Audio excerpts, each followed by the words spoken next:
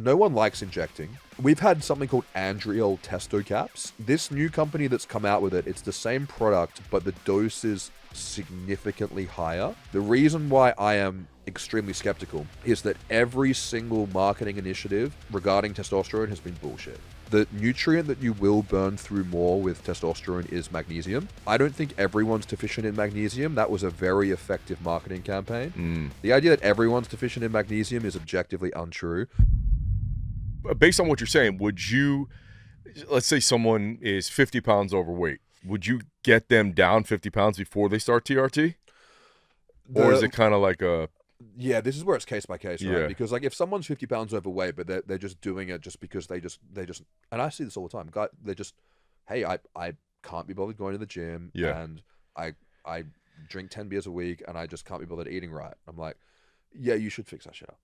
But it's when those guys come in who are 50 pounds overweight and they're like, I'm really trying here. Like I'm actually, and you look at what they're doing and you're like, fuck, you're making a good effort. Yeah. That's where I think we should be pulling the trigger on TRT if someone's already got those habits in place and they're not responding properly, because they're not going to respond properly while they're hypergonadal. Right. It's the guys who are looking for the testosterone to give them the motivation to go to the gym. I don't work with those people.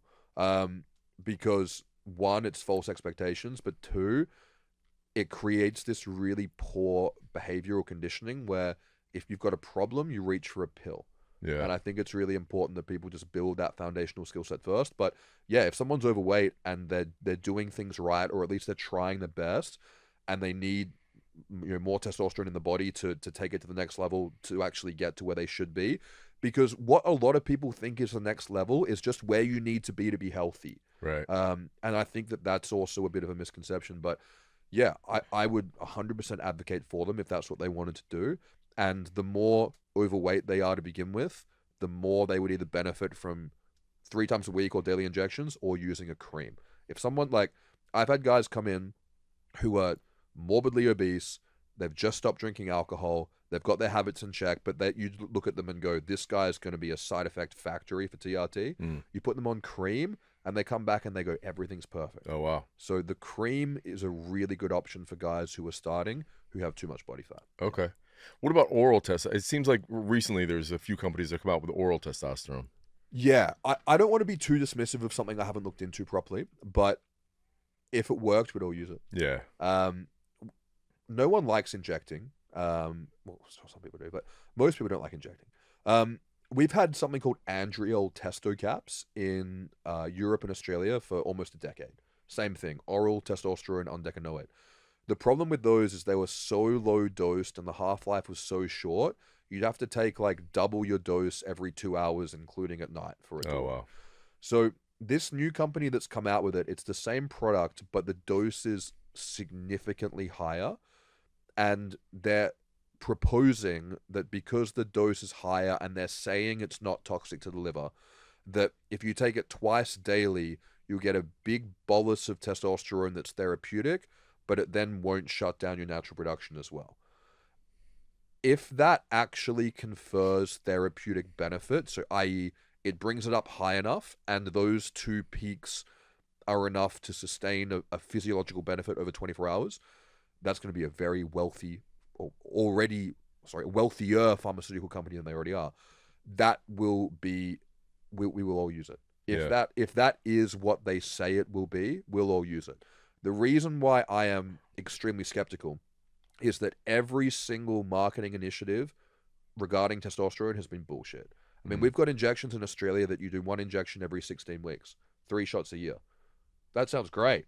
Doesn't fucking work. Right. You get a good bump for about 3 weeks and then it just crashes out. Yeah. Testosterone 250, that was originally made so that you could do 1 shot a month. Short ester and then a long ester. So yeah, everything that has sounded too good to be true in this space up until this point has been. So I'm very skeptical, but if it works out the way they say it will, it'll be a game changer. Yeah. Okay. I want to get into some supplements and some maybe side effects and managing them. Like what your take is. I'm going to talk about DHEA and pregnenolone. Let's just start with that. Yeah. So DHEA and pregnenolone are my 2 favorite hormones in the space. I did my first lecture on them, and I wrote basically a book dedicated to them, and I've done another kind of masterclass on it as well. Um, I got very into those because I had a brain injury, and they're very important for healing and protecting the brain. So I had a personal vested interest in learning about them. Um, they cause problems if you're not deficient in them. So if you take them and you don't have a deficiency and you take your levels out of your body's natural balance, you get side effects from them. What are the side effects? So pregnenolone, if you take too much pregnenolone, it will overconvert to progesterone and it will be anti-androgenic. So it'll make you sleepy. It will cause erectile dysfunction. Generally, it gives you this unquenchable thirst to take a nap. So it's just too sedating. It's so anti-anxiety and calming that you'll just sleep instead of going to work. Okay. DHEA, it's kind of like they're kind of like yin and yang. DHEA being yang, so too activating. You get covered in acne. Your sweat stinks, and you tend to kind of be like just overstimulated and cranked up. If you don't tolerate them, it's generally because you don't need them. There's this misconception in the space that if you take testosterone, it shuts your production of all your hormones down. Right. If it did that, you'd die because cortisol comes from pregnenolone as well. It shuts them all down in the testicles, but those hormones are made in other tissues in the body. However, as you get older, if you're old enough that your testosterone levels have declined, so have all your other hormones as well. Thyroid, pregnenolone, DHEA, melatonin, growth hormone. So a lot of the time when we're optimizing hormones in older men, we're optimizing all the hormones together. Because again, going back to the car analogy, if you upgrade just one aspect of the car and leave the rest, deficient, then you're going to create new problems as well. What are we talking there? 50, 60? How old are we talking? Yeah, 50? 60. Okay. So, yeah, if they're old enough to have age-related hormone decline, then you're old enough to be deficient in all the hormones, and they should all be treated together. Okay. Younger guys who are like 20, 30 years old, too estrogenic from the environment, their adrenal and neurosteroid production is probably A-okay. So these are hormones that I never think anyone should treat these as a supplement, and it's why I've written books, so that guys can understand, get the dosing right, learn about it. But they're hormones that you test for, and if they're deficient, they're more like thyroid than a supplement. They're oral, yes, but you want to check for them and you want to treat them and you want to optimize them. If people are low in pregnenolone, typically 25, 50, sometimes 100 milligrams a day, and DHEA is usually a bit lower, 10, 25, sometimes 50 milligrams a day. Okay. So those one-to-one supplements aren't great then? In some guys, that's the exact right dose that they need. But most people will need a customized balance of them. I find if there was a ratio that was more universal, it would be in favor of pregnenolone. But DHEA is stronger milligram per milligram than preg is. But most people will need a custom blend. But if you are one of the people who does need a 1-to-1 ratio, those supplements would be good. But for most people, no, it should be custom and unique. Yeah. Okay. But you said that's pretty universal for guys over 50 that they would probably be low on those? The older you are, the higher the probability, absolutely. Once you get every year past 50, I would say that your probability of needing those hormones would go up. Yeah. Yeah. Yeah. And for every year, no, every year doesn't work, but the closer you are to 18, the lower your chances of needing those hormones are. Unless you've had something like a brain injury or exposure to things like chemotherapy, it would be unlikely for a younger person to need it. Would be just as unlikely for a younger person to need it as it would be unlikely for an older person not to need it. If you've just started TRT, it is completely normal to feel overwhelmed and confused. There's a lot of new territory to cover, and there is a lot of conflicting information. I wrote TRT 101 so that you can have everything that you need to know in an instruction manual in one place that you can refer back to, that you can have all the questions answered before they even come up. TRT 101 is my best practice approach for TRT from start to finish, and it contains everything that you need to avoid all the challenges and pitfalls that I've seen come up in my clients over the last 5 years. You can check it out via the link below. So if they took pregnenolone and they didn't need it, they'd be sleepy all day. Sleepy and ED, yeah. Yeah. And then what about DHEA if they're taking it and they don't need it? Acne. Okay. Acne and poor sleep. Okay. Yeah, they're like yin and yang. DHEA is like stimulating, activating. It has a lot of similar properties to caffeine, whereas pregnenolone, via the conversion to allopregnenolone, has a lot of similar properties to Valium. Okay. If we're going to put them like analogies. Gotcha. So then, what about other things that people get concerned with when they're taking tests, like clotting, like taking nattokinase or taking CoQ10 for your heart, any kind of supplements like that you're a big believer in, fish oil? Yeah, I think that sometimes people will channel and manifest their anxiety through biohacking and go, because I need to, because I have optimal testosterone levels, I now need to take 50 different over-the-counter supplements that Right. some prick with an affiliate code I'm paying me for it. My undergrad was in marketing. I used to do a lot in the supplement industry, so I've seen a lot of this. I think there are supplements that are beneficial for everyone, and I think if you're wanting to optimize your health, I think testosterone's a big chunk, but I think supplements can also be a big chunk of it as well. I have leaned more in the recent years towards supplements that more closely resemble food, and I'm more interested in things, as a general rule of thumb, that are in grams, not milligrams. So I think things like good quality protein, collagen protein is really worthwhile for the amino acids in that. I think fish oil is massively underutilized as long as it's high quality, non-rancid, mercury free. In a clinical dose, people aren't taking enough fish oil. You want to take the about equivalent of fish oil is eating like, half a pound to a pound of salmon a day. That's worthwhile doing. And then I think the organ capsules are worthwhile doing in place of a multivitamin if you can afford to take a proper dose of them to give you a significant amount of nutrients. I think that Is there a brand you like for that? in Europe, I use the brand called Nutriest. Over here, you guys have got an abundance of them. Heart and Soil look good. I haven't tried Okay. them, but they look like a good one.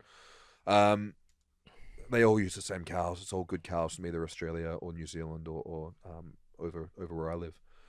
Um, I like those supplements because you're nourishing your body with the nutrients in the most concentrated form so that you're less likely going to get from diet or you're going to burn through them more. The nutrient that you will burn through more with testosterone is magnesium. And I don't think everyone's deficient in magnesium. That was a very effective marketing campaign. Mm. The idea that everyone's deficient in magnesium is objectively untrue. But could everyone probably do with a bit more magnesium? Yeah. And on TRT, you're going to use more of it quicker. You're going to use more iron as well, but you can get that from eating meat. People need to eat more meat. But magnesium, I think, is worth supplementing, especially if you have trouble sleeping. I like the one from a brand called Calm, which is that old school effervescent one that you mix up. Yeah. Magnesium carbonate. I find that relaxes the nervous system a lot more. Like I feel that more when I go to bed. I like that one, but the tried and true is glycinate 400 milligrams before bed. I think you can push that up a little bit as long as it's not citrate because that will cause you to shitrate. Mm. So that one can be pushed up a bit as well. So that's the only nutrient that I really like in isolation. And then I'm a big fan of supplementing with a little bit of glutathione to offset for all the environmental toxins that we're dealing with. I like the Thorn brand, no affiliation, but they do like a sustained release one, which I think is a nice way to do it. What's a good dose on that?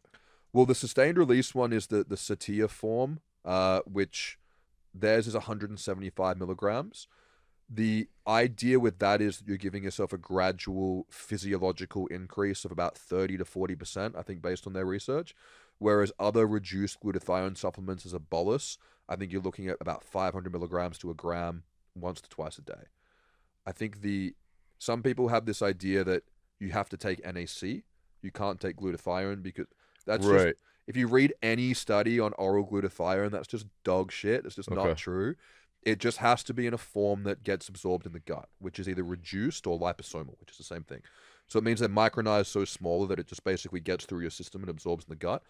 And you want to use about the amount of if it's instant release, you use about the amount of glutathione that you'd use of NAC. So if you take, a gram or 2 grams of NAC a day, that's about the amount of glutathione you want. But I prefer the lower dose and the sustained release format, just so that it keeps the body more in balance. Yeah. But all the forms work great. And I find that the glutathione, the omega-3, the good quality micronutrients from organs, and then if people need more protein in the diet and they're not getting it from meat, getting the protein powder up, collagen in there as well. When you nourish them with nutrients that way, I find that what you're doing in that approach is you're supplementing and nourishing the body with what it needs to do what you want it to do, rather than taking a herbal extract of XYZ to try to push you in the direction that you want to go, which doesn't work as well. Yeah. Okay.